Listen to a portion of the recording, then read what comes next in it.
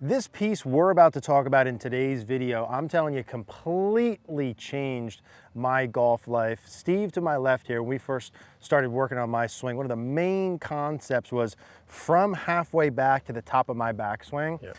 My old swing pattern would get very vertical and not enough in.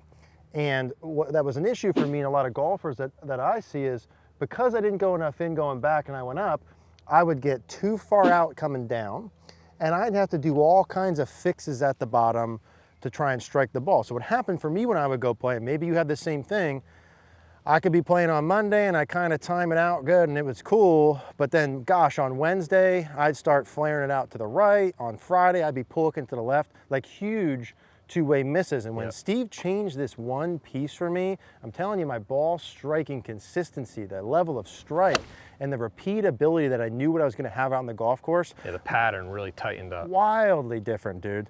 So what we want to talk about is this depth piece from about halfway to the top, my experience with it, the two different feels that Steve gave me in terms of how to accomplish it, in hopes that this can help you as well.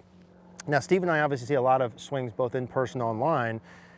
The greater majority of people who have a backswing that's an issue, meaning like it makes their downswing more difficult, the greater majority of those, Steve, that I see come from a position of too far up and not enough in.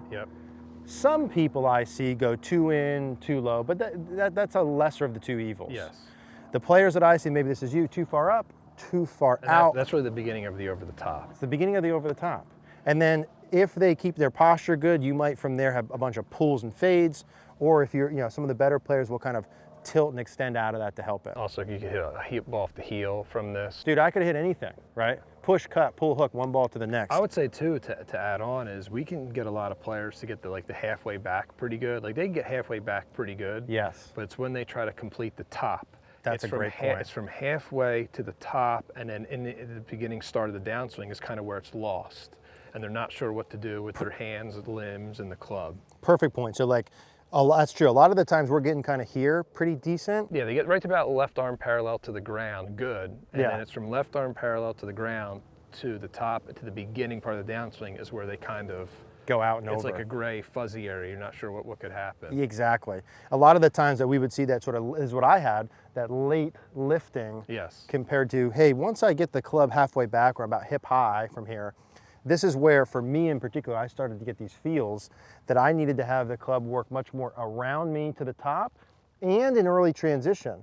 So the pieces that we would look at on camera, Steve and I, would be where I was at about left arm parallel at the top and again on left arm parallel.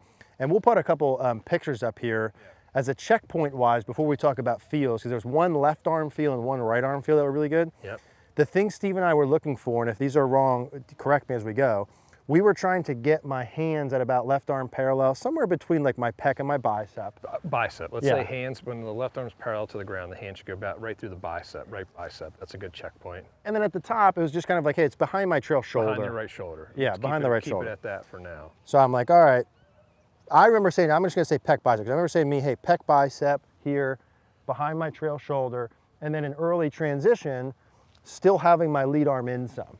And when it's parallel to the ground, and then your hands would be, right again, bicep, even below the bicep at that point. And we were always referencing, hey, like the shaft. Where the shaft would be. I meant to say the shaft. The shaft, where the shaft would be. The shaft would go through the bicep or bottom part of the bicep. So my shaft would be coming here. From before my arm would get too out, my shaft's like above my shoulder, right? So what I felt like in the beginning, we'll start with the lead arm, right? So from about hip highs, when I started to feel these sensations, from about hip high to the top, keeping in mind those checkpoints is where we're trying to go. Since I'm on too far of this side that goes way up and not enough in, which might very well be you as well. Especially with longer clubs for you. Yeah, the longer club, more how to do it. So, if you have those pulls, those fades, those two-way misses, it's something you want to check. I really felt, Steve, not so much that my hands were deeper per se, but you mentioned the word lower. And that really, really stuck with me, that I felt like my arms were lower to the ground. My hands were lower. Stopping by your waist is almost what it felt like. That's what it felt like to me. It felt like it was around my waist. So when I went back, I'd go back to about hip high, and I'm taking my hands around me. It felt like they were like this. And I'm like, Steve, that can't be right. No, those are good. Steve, that can't be right. Those are good. And we'd hit, A, I'd hit the ball better, but then B, we'd look on the camera and my shoulder, my left arm was right on my shoulder plane, Yep. right, which is kind of where we want it. So I expressed that to say to you, it's one thing to know where to get to, but you have to also understand the level that you need to push your feels. I had to go around my hip and I was like a little high, right? Yep. So like you got to feel really, really low. That really helped me a lot when I was hitting the lead arm lower and we were using video. But then Steve also had mentioned about my right arm, if you can just kind of like what the feel was with my trail arm around. Yep. And so I don't know if you want to show just kind of the piece that you were showing. Yeah, move around you. So Yeah. from setup, that's This was the exactly, move. that's the motion right there. That's that external rotation where your right arm's moving around your spine, around your body right there. Yeah. And that helps your hand path and the sweet spot continue to keep moving around you from halfway back. So do that again. Yeah. From halfway back to the top, that keeps moving around you. Yeah. And then we were just talking, referencing, you know, the football, the quarterback, you know, Yeah. Pat Mahomes, when he's going to go throw the ball far, he moves his arm around him to throw the ball downfield to Tyreek Hill, so he can throw the ball 50, 60 yards. From back here. Yeah, you get more club head speed. Yeah. Obviously for him, Pat Mahomes can throw the ball even farther when he moves his arm more around. And when I do it with a club, Steve, obviously that's going to help me get the hands deeper, which to like our checkpoints was, hey, that's going to make it easier for me to keep it in on the way down. Correct. That's what I was just going to say. Once you get that thing loaded right coming back, it makes it easy for it to fall from the top of the swing in the transition. The shaft keeps falling a little bit shallower. Your arms and hands stay in more. Yeah. Easy to deliver the club more from the inside. And then once you have the club delivering correctly, I don't need to correct things through the ball. It kind of helps your body work right too, Yeah. coming down. Yeah, at least I don't need to do so much of those pieces. So when I was feeling those, I was really feeling this. My lead arm lower, not to here. My takeaway felt normal.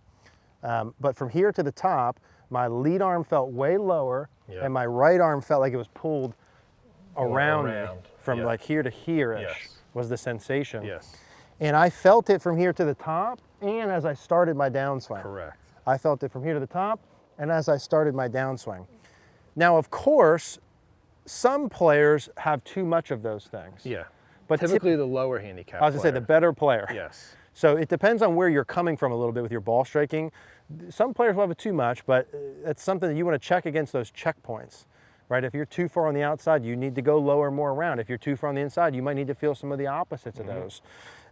So I'm going to just hit with that that feel here as I'm putting that together. The lower. And for you, and when people are practicing this, they should start to see the ball would push more, would start more to the right and curve back to the left. So you see more bigger pushes and hooks. Yeah. When you're practicing this piece. And if a player's really on the other end of the spectrum, Steve, they might just see like less of the pull and fade. Correct. Yeah. So if you hit a 20-yard fade and you do these, you might hit a 3 or 5 yard fade. Yeah. Right. So it's much more of the draw. And you'll see the ball flight get higher too, especially with longer clubs. It'll be more into the air. Okay. So I'm feeling my arm lower and my right arm, this like humerus, Moving more around. moving your more body. around to the top in an early transition. Correct.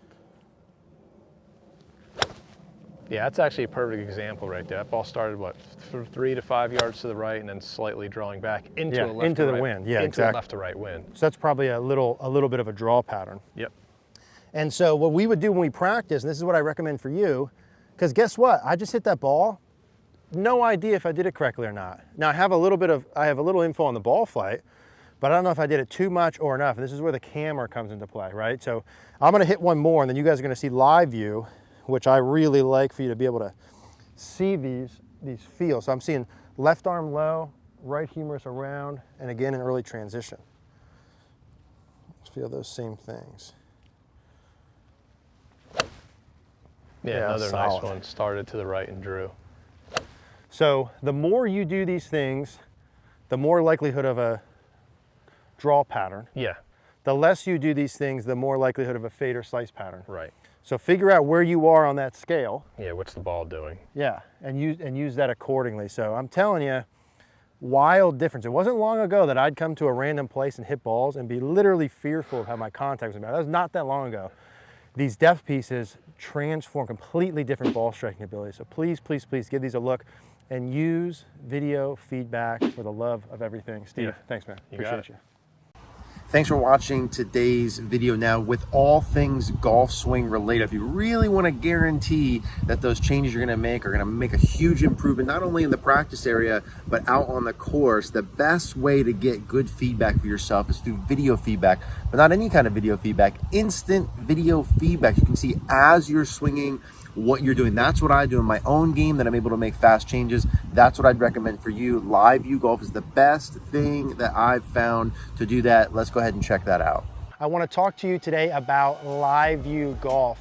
Now, you guys hear me say all the time that you need feedback when you're practicing. You need to know if you're actually doing what you're trying to do, and the best way to give yourself feedback ultimately is video. And not only is video the best way to give yourself feedback, but being able to see yourself simultaneously as you're doing a movement is the best form of video feedback. It's the best way I've seen to make changes in your swing and be able to correlate the differences between your feels and your reels. Live view is super easy to use and set up. Simply set it up behind or in front of you.